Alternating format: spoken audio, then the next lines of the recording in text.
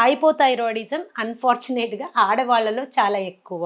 ఒక age bracket దాటిన తర్వాత ముఖ్యంగా 40 మెన్లో తక్కువ, విమెన్లో చాలా ఎక్కువ. 40 ఏళ్ళు దాటిన వాళ్ళకి తప్పకుండా వెళ్ళి చెక్ చేసుకోవాలి.